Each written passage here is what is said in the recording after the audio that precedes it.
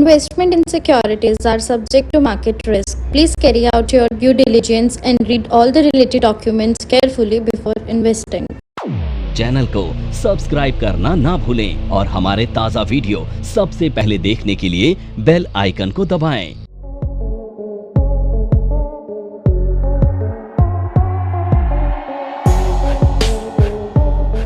हम जैसा कि जानते हैं कि ये जो प्रीमियम होता है वो तीन तरह का होता है, और ये कॉल के प्रीमियम की पहले मैं बात कर रहा हूँ। ITM in the money, ATM at the money, OTM out of the money, ये तीन तरह के प्रीमियम होते हैं। ये मैंने आपको पढ़ाया था।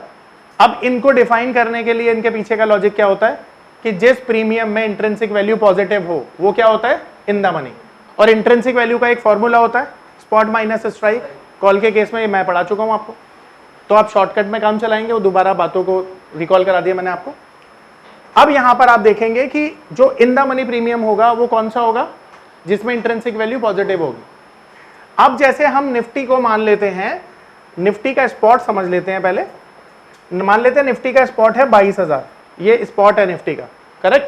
तो इस निफ्टी के स्पॉट पर आप दो चीजें नोटिस करेंगे। पहली चीज ये कि भाई या तो निफ्टी की जो स्ट्राइक्स हैं, अब इस केस में निफ्टी की जो स्ट्राइक्स हो सकती हैं वो बहुत सारी हो सकती हैं। एग्जाम्पल के तौर पर एक इसके ऊपर एक इसके नीचे, तो मैं 100 के मल्टीपल में ले रहा हूं, ठीक है, मान लेते हैं, या 50 के मल्टीपल में ले लेते हैं। चलो 22,050 और 21,950। अब ये तीन आपके सामने स्ट्राइक्स मैंने ली। अब आप लोग ये भी जानते हैं स्ट्राइक्स क्या होता है, एंटिसिपेटेड प्राइस। अब ये तीन तरह की स्ट्राइक्स हैं आपके सामने। निफ्टी चल रहा है 22,000 पे, और 22,050 और 21,950, ये तीन स्ट्राइक्स आपके सामने अवेलेबल हैं। तो अब यहां पर ना हमें कैसे पता चलेगा कि कौन इन द मनी है, कौन एट द मनी है, कौन आउट ऑफ द मनी है। हम सिंपल सा एक फॉर्मूला लगा देंगे, स्पॉट माइनस स्ट्राइक। तो हमने स्पॉट माइनस स्ट्राइक से जो फॉर्मूला लगाया उससे हमें समझ में आ गया कि भाई किस में इंट्रिंसिक वैल्यू पॉजिटिव है। तो अगर मान लेते हैं 21,950 को अगर मैं देखूं इसी फॉर्मूले के साथ, तो 50 रुपए इंट्रिंसिक वैल्यू यहां पॉजिटिव आई, तो ये प्रीमियम क्या हो गया, इन द मनी। यानी इन द मनी क्या हो गया, 21,950। दूसरा फॉर्मूला लगा स्पॉट माइनस स्ट्राइक। स्पॉट में कितना है 22,000, और स्ट्राइक भी 22,000 अगर आप लेते हो तो एट द मनी कौन सा आ गया, ठीक है। यानी एट द मनी प्रीमियम वो होते हैं जिसमें इंट्रिंसिक वैल्यू 0 होती है। आउट ऑफ द मनी यानी ऐसे प्रीमियम जहां पर इंट्रिंसिक वैल्यू नेगेटिव है, ठीक है। यहां पर नेगेटिव इंट्रिंसिक वैल्यू किसमें होगी, 22,050 पे, तो 22,050 जो है ओटीएम हो गया। अब ये फॉर्मूला लगा के हमने निकाला है ये सारे के सारे जो प्रीमियम है कौन कौन से हैं। इसका फॉर्मूला क्या है, स्पॉट माइनस स्ट्राइक। मैं दोबारा से करके बता देता हूं। अब यहां पर स्पॉट तो सेम ही रहेगा ना तीनों में, 22,000 22,000 22,000, और स्ट्राइक चेंज हो जाएगी 21,950 22,000 22,050, ठीक है। तो यहां पर 50 रुपए प्लस इंट्रिंसिक वैल्यू बनी, यहां 0 बनी और यहां -50 बनी। तो जहां पॉजिटिव इंट्रिंसिक वैल्यू होती है वो इन द मनी होता है, जहां पे 0 होती है वो एट द मनी होता है, और जहां पे नेगेटिव होती है वो आउट ऑफ द मनी होता है। तो इस तरीके से आपने देखा कि ये सारी की सारी चीजें यहाँ पे आपको समझ में आ रही है। अब सवाल ये उठता है कि जो डेल्टा है वो तो सबका अलग अलग होगा, ठीक है। डेल्टा सभी प्रीमियम का अलग होता है और फिक्स होता है, ध्यान रखना।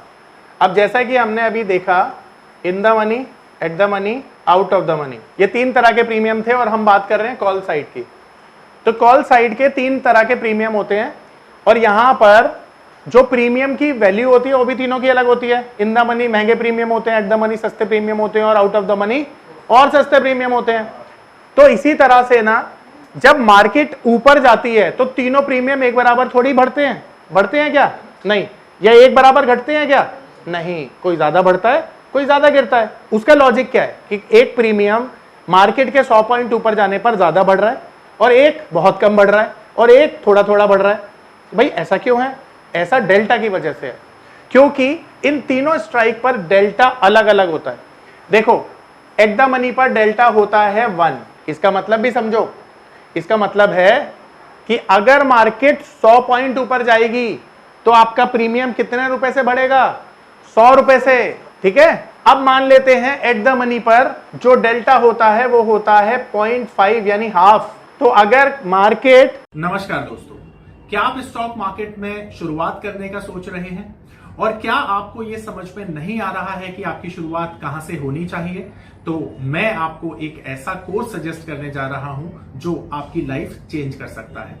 और मैं बात कर रहा हूं NIFM का advance level of smart investor course की, जो आपकी लाइफ चेंज कर सकता है। जी हां, आपने सही सुना, NIFM आपके लिए लेके आया है एक ऐसा शानदार कोर्स जो आपको बताएगा कि किस तरह से आप स्टॉक मार्केट में सक्सेसफुली पैसा कमा सकते हैं। और ये कोर्स है advance level of smart investor. Advance level of smart investor course आपको हर छोटी से छोटी और बड़ी से बड़ी मार्केट की बारीकियों के बारे में जानकारी देता है, और ये सभी जानकारियां आपको इस मार्केट में पैसा कमाने में बहुत ज्यादा मददगार साबित होती हैं। तो इस कोर्स को करने के बाद आप मार्केट में सक्सेसफुल ट्रेडर और सक्सेसफुल इन्वेस्टर बन सकते हैं। 100 पॉइंट ऊपर जाएगी तो प्रीमियम कितना बढ़ेगा? 50। और जो OTM होता है ना, उसका डेल्टा रिड्यूसिंग होता है। अब मैं एग्जांपल के लिए यहां पर 0.30 डाल रहा हूं, ठीक है, एग्जांपल के लिए। तो अगर मान लेते हैं किसी भी OTM का डेल्टा 0.30 है, तो 100 पॉइंट ऊपर जाने पर वो प्रीमियम कितने से बढ़ेगा? शाबाश, आ गया समझ में? यही डेल्टा का काम होता है। तो कभी कभी क्या होता है कि हमें ये नहीं पता होता कि मार्केट इतना मूव करेगी तो हमारा प्रीमियम कितना मूव करेगा, इसलिए बहुत सारे लोग ऑप्शंस में नुकसान भी करते हैं क्योंकि वो अपने सही से टारगेट नहीं निकाल पाते। आप समझ पा रहे हो? पर आपको जब एक टेंटेटिव आइडिया लग जाता है कि इतना प्रीमियम मूव करेगा, तो प्रीमियम का जो प्रीमियम है वो भी उतना मूव करेगा, तो आपके जो टारगेट्स होते हैं वो एक्यूरेट हो सकते हैं, नियरली एक्यूरेट हो सकते हैं। तो आपकी गलतियां इसलिए होती हैं क्योंकि आपको ये फंडा अच्छे से क्लियर नहीं होता।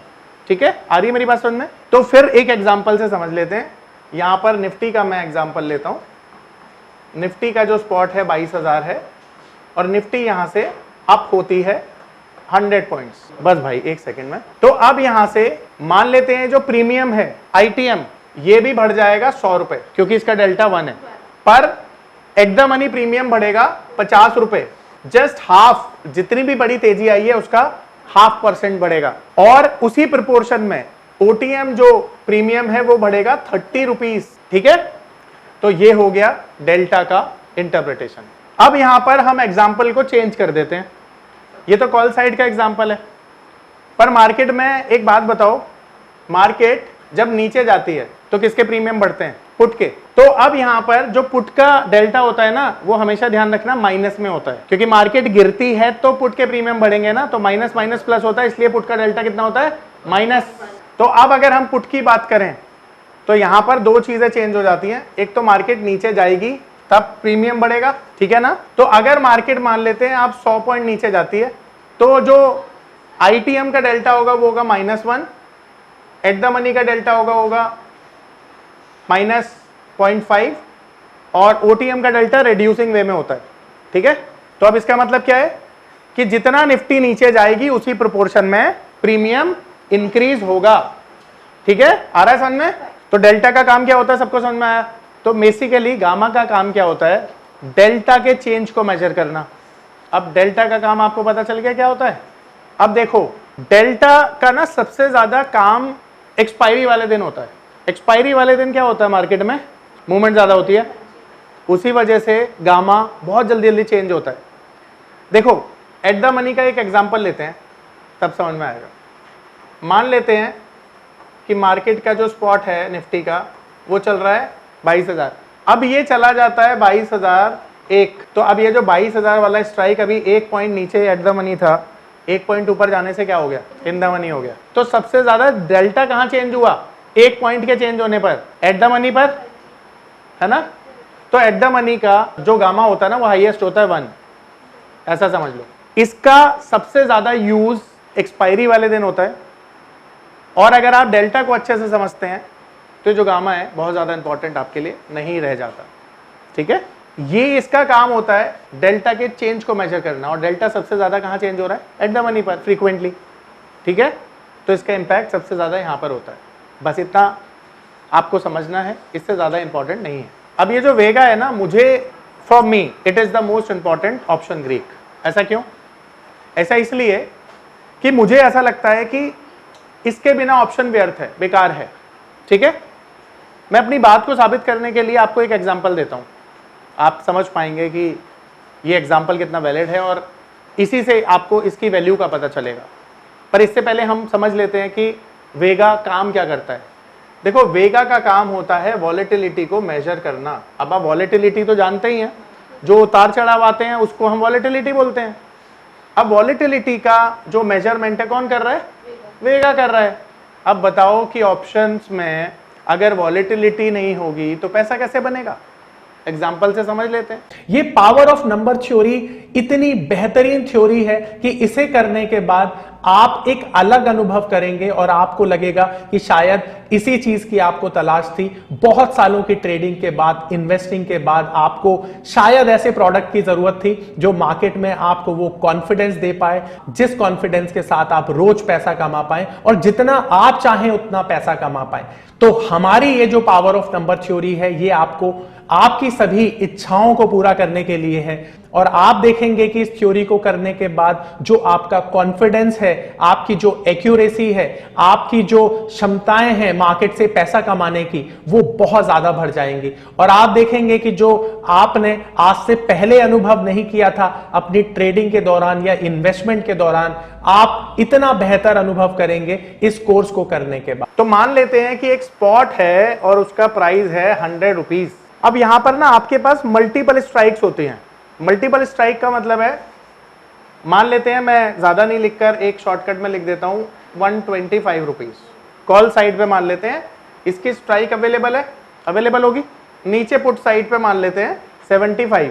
अब स्पॉट से ये 25% ऊपर और 25% नीचे है, करेक्ट है। अब 25% छोटा नंबर होता है या बड़ा नंबर होता है? बड़ा या बहुत बड़ा? बहुत बड़ा।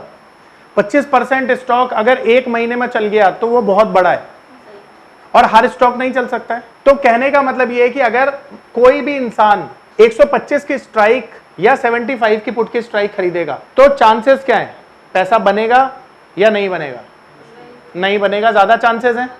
ज्यादा चांसेस क्यों हैं? क्योंकि 25% कौन सा स्टॉक बढ़ रहा है? किसी न्यूज की वजह से ही बढ़ता है इतना। तो अब वाइसा वर्सा समझते हैं, अगर बढ़ गया तो पैसा बन जाएगा। अब सोचो, जो काम नहीं होता और कभी हो जाए तो वो तो बहुत बड़ा काम होगा। जैसे युवराज सिंह ने 6 बॉलों पे 6 छक्के मारे, उससे पहले ये काम बहुत बड़ा था, उसके बाद तो कई लोग मार चुके हैं। तो जब मारा था तो देश में एक वर्ल्ड कप जीतने जैसी लहर चल गई थी, मुझे आज तक याद है। आप समझ पा रहे हो? तो देखो, जो काम ना फ्रीक्वेंटली होता है, अब एक ओवर में 2 छक्के तो दुनिया मार देती है, 6 आज भी मुश्किल काम है। तो सोचो कि अगर आप सिर्फ इस बात पे बेट करो कि इस ओवर में कितने सिक्सेस हिट किए जा सकते हैं, तो 6 छक्कों की प्रोबेबिलिटी तो 0.1% ही होगी। तो 0.1% अगर हो गया तो वो बेट भी तो महंगी होगी। आपने 1 रुपया लगाया, हो सकता है 1 लाख रुपए बन जाए, क्योंकि बैटिंग की जो प्रोबेबिलिटी है उस पर पैसा लगता है। यानी हम अगर प्रीमियम उसे मान लें तो प्रीमियम की वैल्यू भी उस प्रोबेबिलिटी से तय हो रही है। अब अगर मान लेते हैं कि किसी की प्रोबेबिलिटी कम है, तो वो जब टारगेट हिट होता है तो उसमें जो जैकपॉट है, या जो मान लेते हैं कि अगर जिसकी पॉसिबिलिटी कम है और वो काम हो जाए, तो ऑप्शंस के प्रीमियम्स क्या होते हैं? मल्टीफोल्ड रिटर्न देते हैं, यानी मल्टी बैगर बन जाते हैं। और वो कब होता है? रोज नहीं होता है। तो इसका मतलब है कि अगर कोई भी शेयर 25% रोज नहीं भाग सकता, तो भाई साहब आपको रोज खरीदना भी तो नहीं है इतनी दूर वाली स्ट्राइक। पर अगर आपको किसी भी वजह से पता चल गया कि कोई स्टॉक इतना भाग सकता है, तो आउट ऑफ द मनी आप खरीद सकते हैं, और out of the money multifold return भी देगी उस समय पे। तो अब सवाल ये उठता है कि out of the money premium कब खरीदने चाहिए? ज्यादा वॉलेटिलिटी हो। अब एक और चीज है, ये जो प्रीमियम है मान लेते हैं 1 रुपया है, इसकी वैल्यू 1 रुपया है। इसी को और थोड़ा सा एक्सप्लेन कर रहा हूं मैं। और ये भी मान लेते हैं 1 रुपया है। अगर कोई स्टॉक यहां से इंट्राडे में मान लेते हैं कि जस्ट ऑप्शंस के कॉन्ट्रैक्ट की शुरुआत हुई है और उसी शुरुआती दिन में कोई स्टॉक 25 या 30% गिर जाए, ठीक है। आपने देखा होगा अक्सर न्यूज बेस्ड अदानी के शेयर्स में इतना वॉलेटिलिटी आती है, या कभी भी किसी न्यूज की वजह से कोई स्टॉक इतना भाग जाए या गिर जाए, तो ये सिनेरियो समझा जा सकता है। तो वही सिनेरियो मान लेते हैं, अज्यूम कर लेते हैं कि इस दिन चल रहा है, कॉन्ट्रैक्ट की शुरुआत हुई और शुरुआत में कोई भी शेयर जो है कितना गिर गया? 25-30% गिर गया, तो उसका प्रीमियम मान लेते हैं 1 रुपया रहा होगा। वैसे 1 रुपया भी नहीं होता, इसका प्रीमियम बहुत कम होगा, पर मैं एग्जाम्पल के तौर पर मान रहा हूं 1 रुपया रहा होगा, तो ये बढ़कर 1 रुपए की चीज पता कितनी हो जाएगी इंट्राडे में? बढ़कर हो जाएगी तकरीबन 30 रुपए, ठीक है, या 30 रुपए भी अगर नहीं होगी तो पक्का हो जाएगी 10 रुपए, ठीक है, क्योंकि वॉलेटिलिटी एकदम शूट कर गई। तो 1 रुपए की चीज 10 रुपए बिक रही है, इसका मतलब है पैसा कितने गुना हो रहा है? 10 गुना इंट्राडे में। और वो कब हो रहा है? केवल जब बहुत बड़ी वॉलेटिलिटी आ रही है। तो बहुत सारे लोग ना सस्ता प्रीमियम होने की वजह से ना out of the money premium को खरीदते हैं। Out of the money premium केवल और केवल कब खरीदे जाने चाहिए? जब वॉलेटिलिटी हो। अब सवाल ये उठता है कि भाई वॉलेटिलिटी को आप कैसे मेजर कर सकते हैं? सवाल तो ये भी उठता है। तो इस वॉलेटिलिटी को ना हम 2 चीजों से मेजर करते हैं। ये जो वॉलेटिलिटी है ना, इसको हम 2 चीजों से मेजर करते हैं। पर्टिकुलर स्ट्राइक पर इसे इंप्लाइड वॉलेटिलिटी, जिसे IV के नाम से जानते हैं, उससे मेजर किया जाता है। IV implied volatility. तो ये किसी भी पर्टिकुलर स्ट्राइक के लिए यूज किया जाता है, ध्यान रखना IV। और ओवरऑल मार्केट के लिए क्या देखा जाता है? ओवरऑल मार्केट के लिए हम इंडिया विक्स देखते हैं। क्या देखते हैं? India VIX. पर्टिकुलर स्ट्राइक के लिए हम IV देखते हैं, जो कि हर IV की अलग अलग इंप्लाइड वॉलेटिलिटी होती है। और ओवरऑल मार्केट की वॉलेटिलिटी के लिए हम इंडिया विक्स को देखते हैं। ये मैंने बताया अभी, ठीक है। अब एक और एग्जांपल से समझते हैं। अब मान लेते हैं कि पूरे महीने में कोई वॉलेटिलिटी है ही नहीं, राइट? तो ये जो 1 रुपए का प्रीमियम है वो कितना हो जाएगा? 0 हो जाएगा। 1 रुपए का प्रीमियम 0 हो जाएगा। क्यों 0 हो जाएगा पता है? क्योंकि ये स्ट्राइक ना इनएक्टिव ही एक्सपायर हो जाएगी। इनएक्टिव से मतलब है कि इसके नीचे नीचे मार्केट रहेगा। तो कोई भी प्रीमियम की वैल्यू कब बढ़ेगी?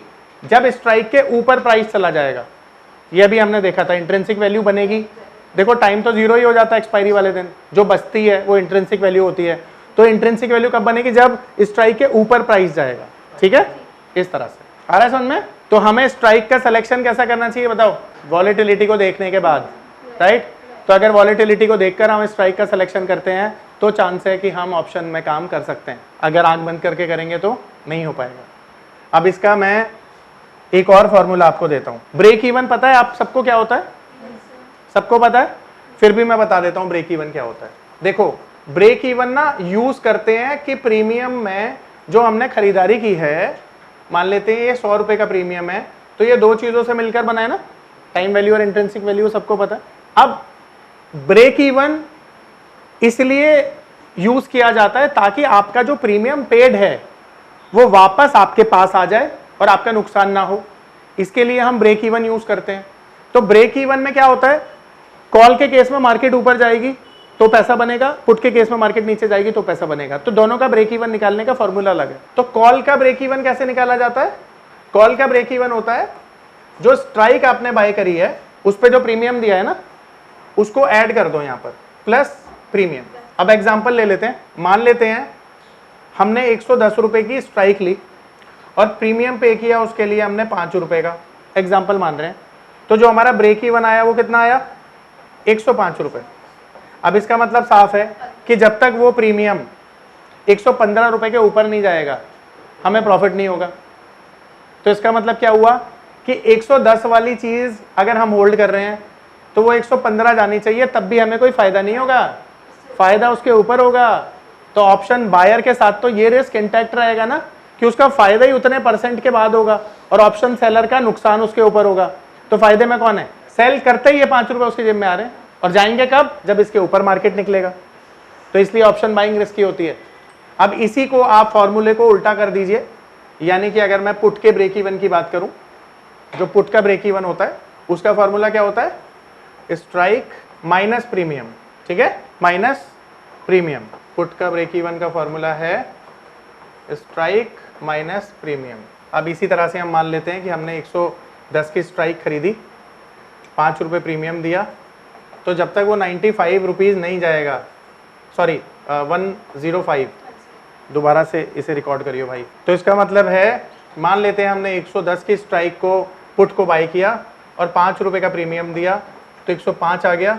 तो इसका मतलब है कि जब तक 105 तक मार्केट नहीं जाएगा या उसके नीचे नहीं जाएगा तो हमें प्रॉफिट नहीं होगा, ठीक है। तो ब्रेक इवन इस तरह से निकाला जाता है। ब्रेक इवन की इंपॉर्टेंस क्या होती है? आपका रिस्क ब्रेक इवन से तो पता चलेगा। और ब्रेक इवन ज्यादातर केसेस में होल्डिंग के लिए निकाला जाता है, जिस पोजीशन को आप होल्ड कर रहे हो, ठीक है, उसके लिए ब्रेक इवन निकाला जाता है।